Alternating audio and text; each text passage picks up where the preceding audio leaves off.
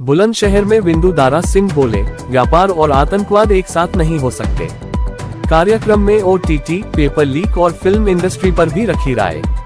बुलंदशहर। रक्षा मंत्री राजनाथ सिंह के भारत पाकिस्तान संबंधों पर दिए गए बयान के समर्थन में अभिनेता विंदु दारा सिंह ने कहा कि हम तो चाहते हैं कि शांति हो, लेकिन व्यापार और आतंकवाद एक साथ नहीं हो सकता है। बुलंदशहर में आज आयोजित एक कार्यक्रम में पहुंचे अभिनेता विंदु दारा सिंह और गुरबचन सिंह सोनी ने पत्रकारों से बातचीत में कई मुद्दों पर अपनी राय रखी। ओटीटी पर बढ़ते अश्लील कंटेंट को लेकर विंदु दारा सिंह ने कहा कि पहले सेंसर होता था, लेकिन अब मुश्किल है। ओटीटी और मोबाइल फोन आने से ऐसा हो रहा है। फिल्म बनानी बहुत महंगी हो गई है और थिएटर में लोग जाते नहीं हैं, इसलिए कम बन रही है। जो अपनी पहचान बना लेता है, अच्छी चीजें परोसना उसका फर्ज है।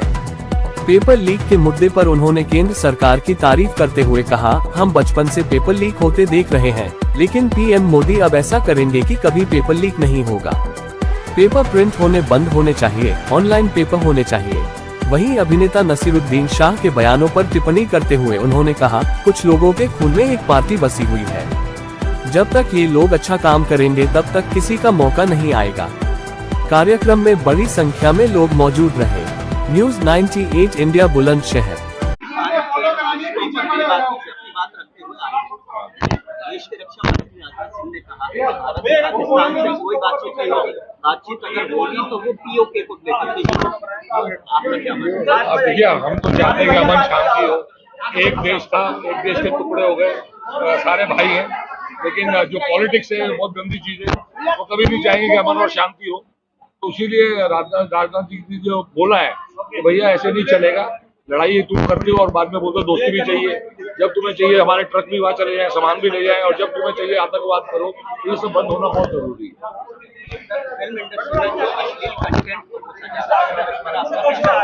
देखिए, फिल्म इंडस्ट्री जो है वो सेंसर बोर्ड होता था, सेंसर होती थी पिक्चरें, बहुत मुश्किल से कुछ भी रॉन्ग आता नहीं था। पर अभी ओटीटी आ गया है, मोबाइल फोन आ गए हैं, कोई भी कुछ भी भेज सकता है।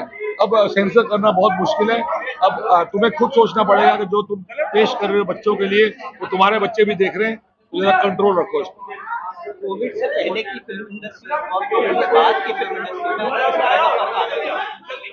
फिल्म इंडस्ट्री में ज्यादा फर्क नहीं आया, लेकिन जो ओटीटी और जो ये यूट्यूब, ये सब जो चैनल्स हैं, ये सब जो है, इस पे कुछ सेंसर हो नहीं सकता, तो बहुत मुश्किल हो गया। क्यों बाजी? देखा जा रहा है फिल्में तो बन रही हैं, हर हफ्ते लगती हैं, लेकिन पहले 4 लगती थी, अभी 2 लग रही। थोड़ा मुश्किल है, महंगी हो गई है, और थिएटर में लोग जाते नहीं। जब थिएटर में लोग जाएंगे तो बहुत फिल्में बनेंगी। बहुत महंगी होती है फिल्म बनानी, तो थिएटर में जाना बहुत जरूरी है। Welcome to the jungle superhit हुई, धमाल सुपरहिट हुई, अब आएगी टॉक्सिक, वो भी सुपरहिट होगी। तो जितना थिएटर में जाना जाओगे उतनी अच्छी पिक्चरें मिलेगी।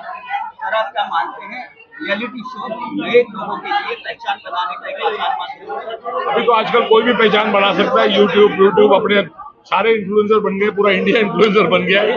तो अपना जो भी अच्छा इसमें करेगा वो पहचान बनाएगा, और पब्लिक बहुत अक्लमंद है, शातिर है, वो समझ जाती है किसकी क्या औकात है, क्या किस तरीके से उसको फॉलो करना है, नहीं करना।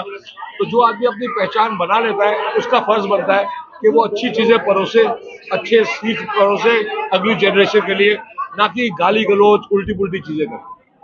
नीट का पेपर लीक हुआ दिल्ली में, उसको लेकर प्रोटेस्ट हुआ, उसको लेकर बॉलीवुड लोगों में बट आपने भी देखा होगा। नहीं, क्या आप पेपर लीक प्रदर्शन और सीजेपी का विरोध करते हैं? मैं आपको समझाना चाह रहा हूँ, बचपन से जब से हम कॉलेज स्कूल में पढ़ते थे तब से पेपर लीक हो रहे हैं। इंडिया में एक भी ऐसा साल नहीं गया जब पेपर लीक नहीं होते थे। तो इसको रोकने के लिए पहली बार हम जानते हैं कि हमारे जो प्रधानमंत्री है मोदी जी, इस बार जो वो निकालेंगे, जिंदगी में पेपर लीक वापस नहीं होगा। उन्हें ये नहीं समझ में आ रहा था कि ये जिंदगी भर इंडिपेंडेंस के बाद आज तक चल रहा है। तो जिसने भी नीट के पेपर लीक किए हैं उनके तो पीछे पड़ेंगे ही पड़ेंगे, लेकिन अगर पेपर प्रिंट होंगे तो पेपर लीक होंगे। तो ये प्रिंटिंग वाला सिस्टम बंद करना पड़ेगा। ऑनलाइन कंप्यूटर पे ऑटोमेटिक मेरे हिसाब से पेपर आने चाहिए, लास्ट मोमेंट पर, किसी को भी पता नहीं होना चाहिए। अभिनेता नसीरुद्दीन शाह ने कहा है, अगर एक जाहिल इस मुल्क की रहनुमाई करे तो उसका दिल भी यही चाहेगा कि पूरा मुल्क उसकी तरह जाहिल, नासमझ और नाकाबिल बने। क्या चक्कर ये है कि देखिए, कई लोगों के खून में एक पार्टी बसी है। तो हम बचपन से, जब से हम इंडिया में हैं, इंडिपेंडेंस जब से, तब से कांग्रेस पार्टी थी, अब बीजेपी आ गई है। तो उनने बहुत साल राज किया, अब ये राज कर रहे हैं। तो उनके जो फॉलोअर है और जो उनको प्यार करते हैं, उनको लगता है इनको मौका क्यों नहीं मिल रहा। लेकिन जब कोई अच्छी तरह काम करता है तो लोग उसको हारने नहीं देते। जिस दिन ये लोग अच्छी तरह नहीं काम करेंगे उस दिन दूसरों का मौका आएगा, तब तक किसी का